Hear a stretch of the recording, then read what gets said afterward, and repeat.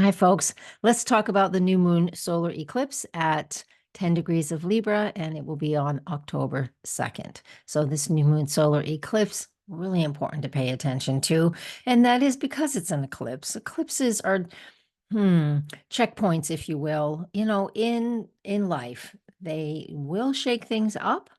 They push us to make changes, whether we want it or not. So this new moon solar eclipse happening in the sign of Libra. Of course, it's the start of a new phase. All new moons are.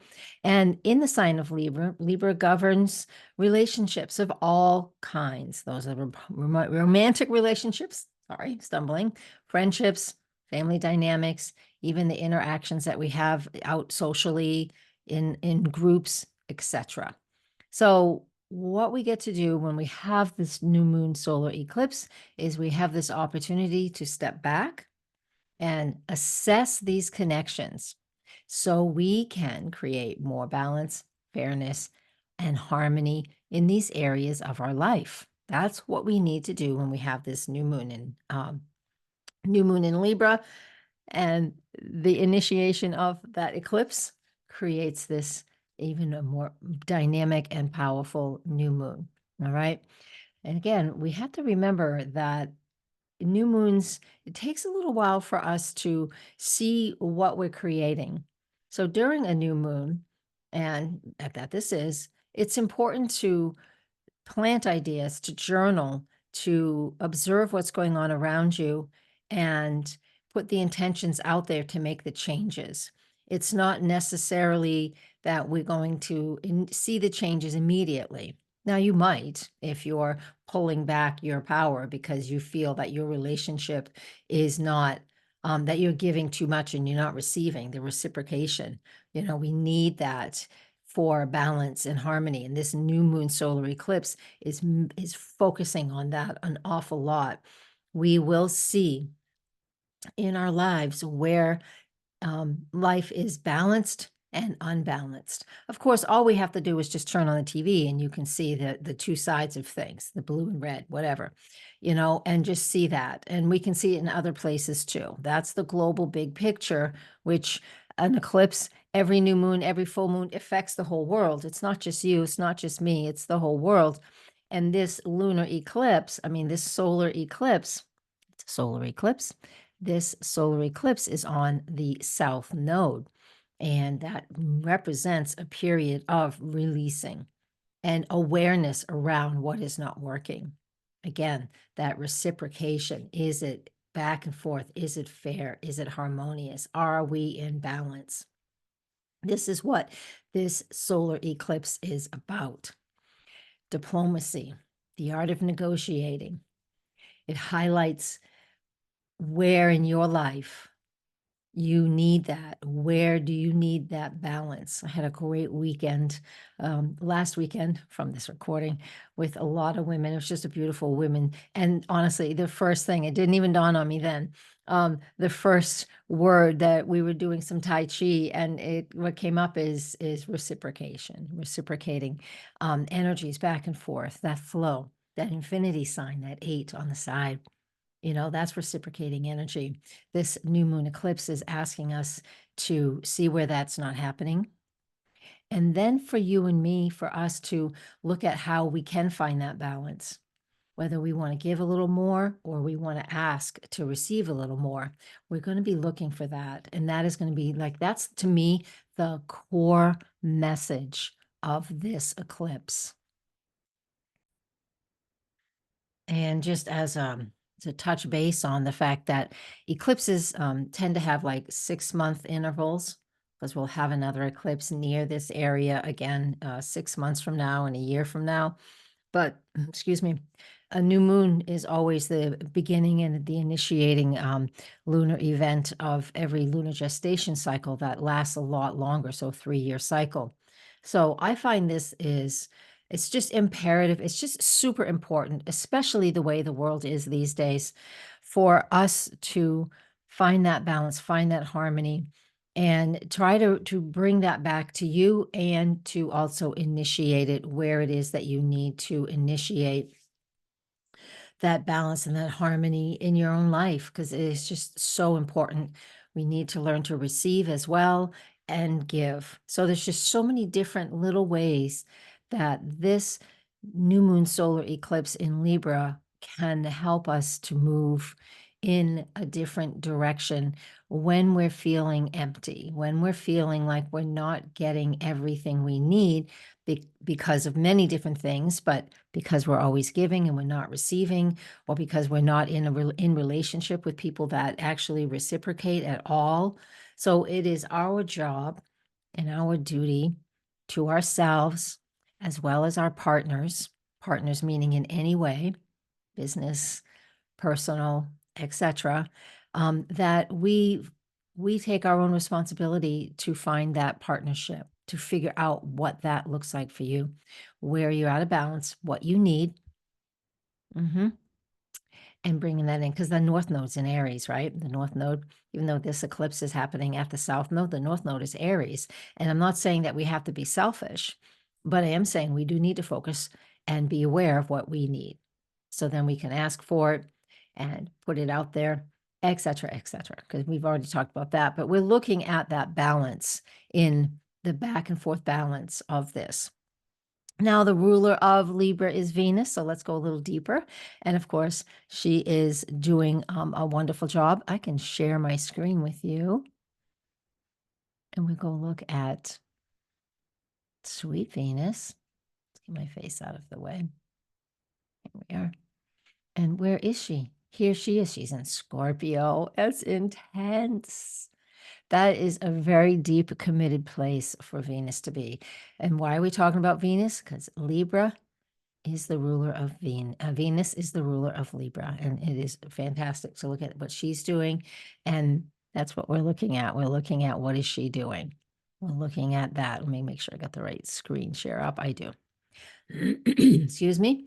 So with that being said, we know that we're going to be able to, the changes that we initiate right now, and into partnerships, relationships, being, those reciprocating relationships, especially, and even themes relating to self-worth, since she's in Scorpio, we can make some changes.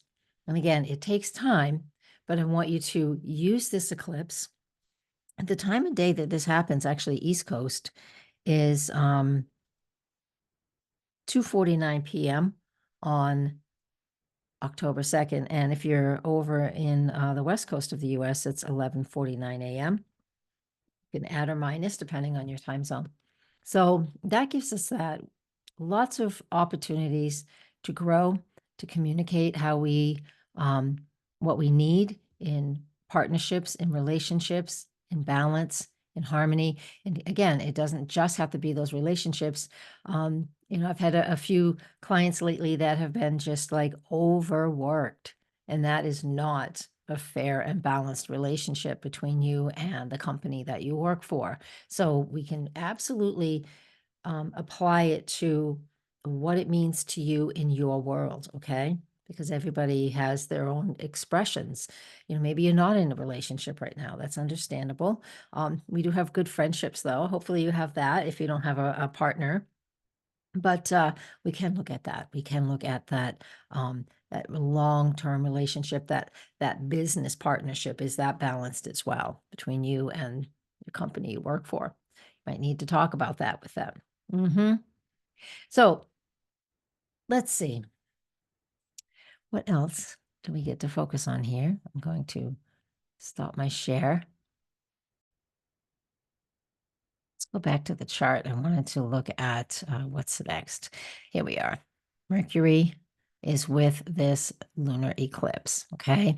So when we have that, that is as well one of the extra reasons why I've been talking about an importance of communication, because Mercury is in Libra and it loves that balance in communication as well. So we need to make sure it's important to have that conversation that improves your balance in your connections, improves the balance, say, in your work environment. And over time, this will lead to the shifts that you're looking for. Things might not be completely and totally revealed right now because we have to move through these phases, just like planting a seed, planting an intention. Get out those books and journals. Journal how you're feeling, journal what's going on around you, journal what your hopes would be for finding new balance and harmony and how to communicate that in your life. Now, we also have Mercury is conjunct this eclipse. So the eclipse is conjunct Mercury, either way. And again, so that is just like make sure you vocalize what's important for you. And if you're not feeling that throat chakra open enough to really say what you want to say, at the very least, excuse me, write it down. Because this Mercury in Libra, especially if you can just really write and journal, I know a lot of people that love to do that. They'll sit down in the morning and or the evening and just write for, a few pages just to clear their thoughts, to get it out on paper, to really see how they're thinking and feeling, and not just dismiss the thoughts that don't have enough time to sit and settle in our brain. So we have another opportunity here to find that balance in our own thought process. So deep, deep connections. All right. Scrolling through my notes really quick here. I did talk about the South Node connection as well. Yeah, we need to, that South Node connection, what that does is it brings up the more shadowy side of what Libra can represent. So what are those things? We've already discussed a few of them, but it's about where things are out of balance, especially if you think of that seesaw, if things are just really heavy and way out of balance and you're not getting what you need, it represents that. It represents those things. Greater, larger, or broader global implications of this, on the collective level, there's a lot of stress and conflicts. We see this in the world. I know that's the shadowy side of Libra. It's like it's conflict, it's fighting, it's war. It's big, so it's political and social unrest. We're seeing that everywhere. So don't let it be internalized. Get it out, and in your own way, harmonize your life. And we can harmonize our lives through sound healing, through meditation, through yoga, the things that are soft, easy, and flowing that bring balance back into your life. Yeah. Okay, now we also have Mars squaring this eclipse.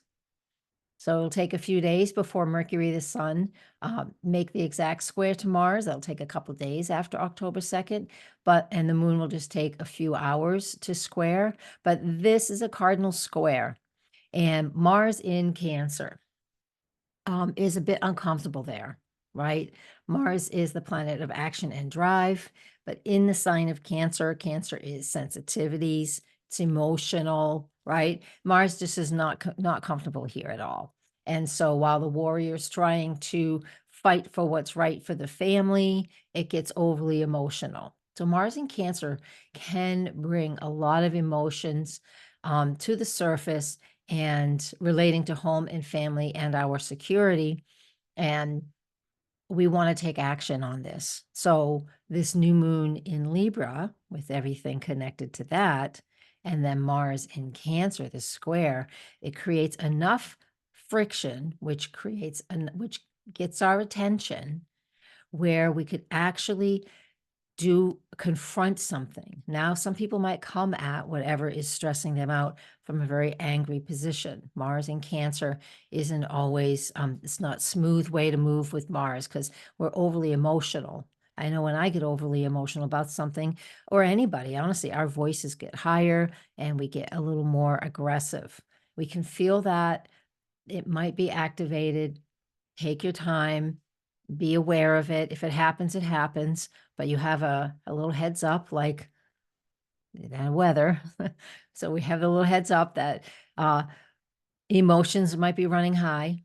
So pay attention to that in your own life and see what it looks like. Pause, consider what's going on underneath and why you might be feeling really angry about something, and bring that to the surface too.